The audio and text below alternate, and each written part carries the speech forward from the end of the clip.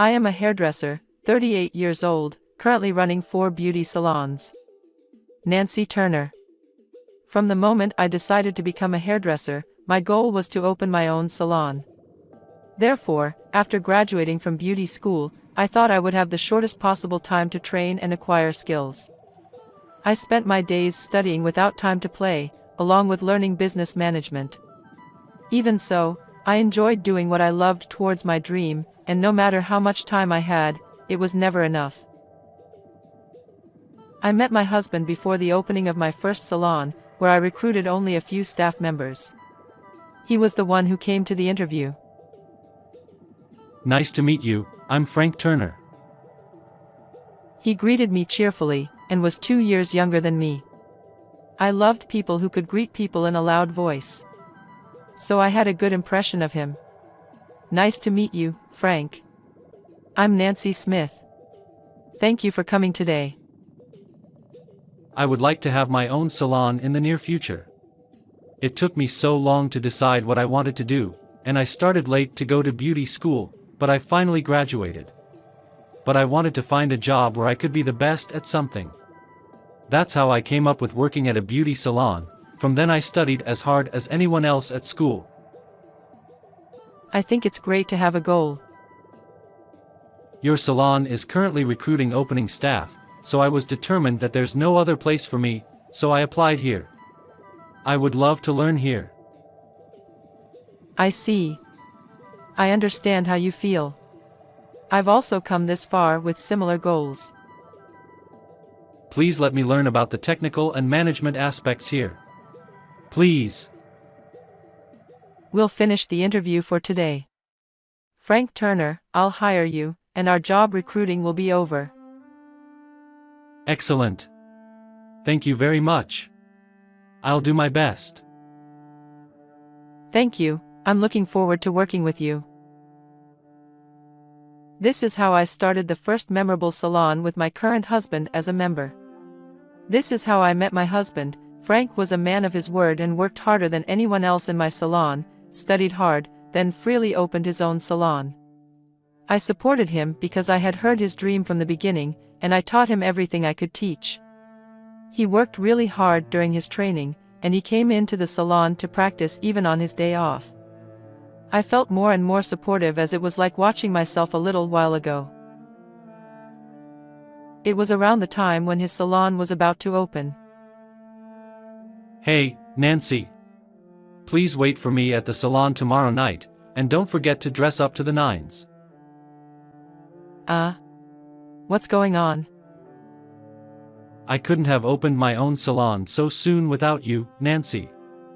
I want to thank you, so please join me for dinner tomorrow night. You shouldn't worry about that. Please. All right. I'll be there and make sure to dress up to nines.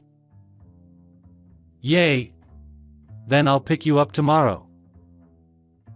I didn't expect to be taken to an authentic French restaurant that day, and I never imagined that he would propose to me.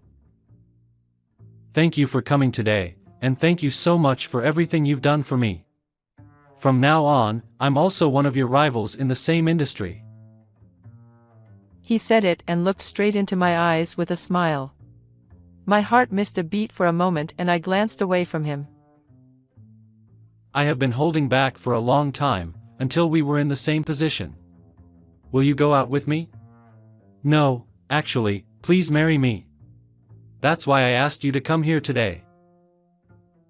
Goodness me. I didn't want to say the word marriage out of the blue as it might turn you off, so I quickly changed to say, will you go out with me? But I am serious. I liked you from the first moment I met you at the interview. Well, it was kinda a sense of longing at the beginning. Nancy, will you become a family with me while we are looking after our own salon? Well, actually, I still have plans to increase the number of salons by at least 3 more. So I can't think about marriage or children at the moment. Just because we've married, it doesn't mean you have to become like a regular homemaker. We can have children when you want to have them. I'm also going through a hard time from now on, and if we get over that together, we'll be fine. You don't like me? You don't like younger men? No chance to even go out with me? He looked anxiously into my face as I looked down. I made eye contact with him this time and said, "Thank you, I would love to." With these words, we started dating towards marriage. Looking back, this was the pinnacle of our happiness. Even though we are in the same industry, we both have different workplaces, we both have our own salons to look after, and we believed that we would be the best partners who shared the same sense of value and thoughts. After this, we registered our marriage when Frank's salon got on track, and we also bought an apartment to live in together. Since I had a lot of plans for my life with my salon, I had never really thought about marriage or anything like that, so I was undoubtedly the most surprised by the current situation. Soon after, I started preparing for the opening of the second salon. Since Frank and I had promised to keep out of each other's businesses, we only had small talk and did not explain them in detail. We increased the number of salons like this, and I was about to open the fourth salon, which I had been aiming for. It took me a long time to get here, and it was really tough, but above all, the fact that I was with him made it actually difficult, halfway through, for me to do what I wanted to do. Put simply, there was a big difference in the way Frank and I thought about running the salon. I always show up at all the salons every day to check how they are getting on, make sure to communicate with the staff, and try to serve at least one customer at each salon. As for Frank, what he said about wanting a place to work at the top was actually the exact opposite of what I meant. He left the salon to the staff, and only showed up when it first opened. The rest of the time he wasn't really working. He had been working hard to be the top up to that point, where he could just give them instructions, and take the easy way out. So there are a lot of staff members coming and going, they also lose repeat customers, and he's now ended up having only one salon, and losing money every month. Moreover, he says things like it's all the staff's fault, without giving them a chance. I hit the roof watching him. However, we had promised to keep our businesses totally separate, so I sucked it up. My first salon is a family-oriented salon in the town. The second one is near the train station, where young people gather, and the prices are set a little cheaper for young people. The third one is the exact opposite, a salon where everything is geared towards adult women, such as the customer service, the salon's design, and the service provided. Then the next one will be open near a fancy drinking place, and designed for dressing, hair and makeup for ladies before going to work at nightclubs. The concept of each salon is different, and the staff members are assigned to the salons that suit them the best. Sometimes we have meetings, dinners, and company-paid trips with all staff members from all salons. Of course, each salon steadily exceeded the previous year in sales. Frank probably found how I work was annoying. On the day before the opening of the fourth salon, I didn't have enough hands and feet to get ready for the new salon, while also having other salons currently in operation. However, I didn't want to ask him anything about my salon, even though he was just a couch potato. So I thought I'd at least ask him to do something for me at home. I had never asked him to do anything before, but I took the plunge and asked him, "Hey, Frank. I'm sorry, but I'm snowed under with work today, so can I get you to go to the bank for me?" I took out 3 different credit cards in my name from my wallet, and handed them to him, explaining what I wanted him to do. Then he suddenly raised his voice, interrupting me. Don't get cocky, just because you make a bit more money than I do. Who are you trying to get to do odd jobs? He stood up, grabbed the scissors in one hand as he stood in front of me. I've never felt he was scary before. Then he was bold enough to cut up my credit cards, one by one, in order. What the heck are you doing? That's terrible. That's your fault because you are trying to make me do that. If you can't manage to do that yourself, why don't you hire someone to do it for you as you're earning a lot? The things I've just asked you to do are all related to this house and our livelihood. You are also living here, so what's wrong with asking for help at least once? Can't you even help me with that? Stop looking down on me like that. Shut up. That's enough. I've got a lot on my plate. Don't make trouble for me anymore." I left the house after saying it. I didn't have time for a squabble and didn't want to be upset about such things now. I brooded over lots of things while heading to the new salon. No matter how many times I brood about it, I come up with the same consequence. I don't even need him anymore, and he is no longer the Frank I loved. I'm gonna break up with him. That's what I decided. For the time being, I was too busy to go home for a while. Then a week passed since that day. The opening of the new salon had settled down successfully, so I went home once. When I entered the house, I found a woman's shoes at the entrance. I didn't care about it and went inside, then put the divorce papers in the living room. Then I started to pack my stuff in my room. I kept hearing the flirting voice having fun from his room. I was so frustrated, but I didn't cry. Two of them came out of the room just as I was about to finish everything. Frank recognized my presence, and looked surprised for a moment, but pretended to be normal. "If you're coming home, say so. You surprised me, as you've just come home out of the blue, since you haven't come home for a while." To my surprise, the woman standing behind him in her underwear was a regular customer I've always served at my first salon. She looked uncomfortable too, so I told her to get dressed anyway. She rushed back to his room.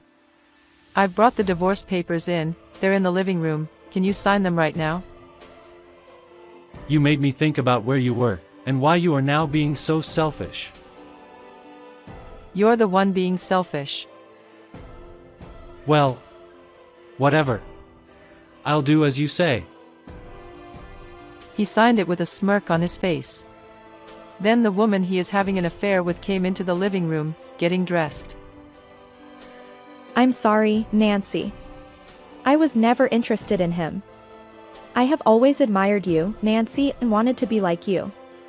Then he approached me, and I wanted to get a feeling of being like you. I gave in to him. I'll never do this again. Please forgive me." What the? Are you mocking me? If you want to get the feeling of being like me, you can't do that with a man like him now. Go ahead if you wish, as I don't need him anymore. I'm not gonna do that. I don't need him either. That's so funny, Frank. No one needs you apparently. What's the matter with you guys? Make sure to register the divorce papers. Go home, both of you.